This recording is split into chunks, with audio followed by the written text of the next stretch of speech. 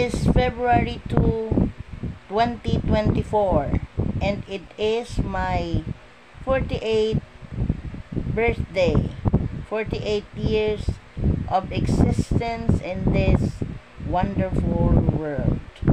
I would like to extend my warmest thank you to all my pupils na palaging nandyan, para sa mga officers na nag-ambag-ambagan pa para lang makabili sila ng aking pinakagustong matanggap ngayong birthday ko. Nakita daw nila sa Facebook na gustong-gusto ko yung donut. Yun, binilhan nila ako, nag-ambagan sila. Hindi ko alam kung paano nila pinagtulong-tulungan yun. Basta ang pagkakaalam ko, nakabili sila ng isang box na yon sa pagtutulungan and through the effort of those officers. Thank you, guys. Siyempre pa, si Raven.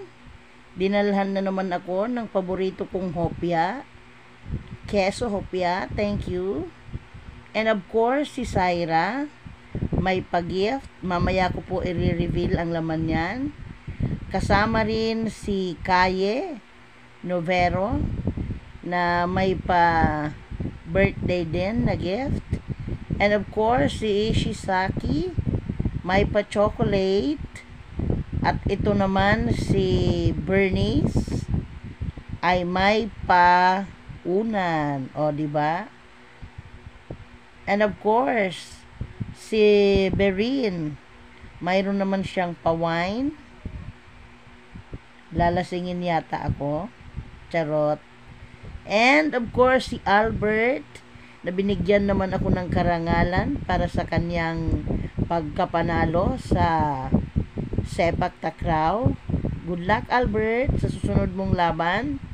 And of course, si Kambal, Ma'am Pavilion, na umaga pa lang ay umakyat na talaga sa classroom upang ako ay batiin ng happy birthday. And of course, si Mami Buagas, na mayroon pa talaga siyang pa-Jollibee. Ayan ang iba ding mga laman ng mga gift na kanina ay bit-bit ni Syra and ni Kaye.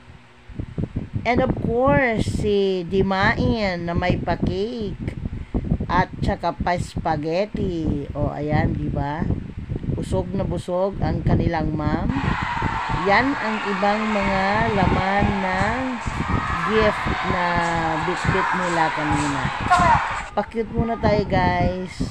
Happy birthday ulit!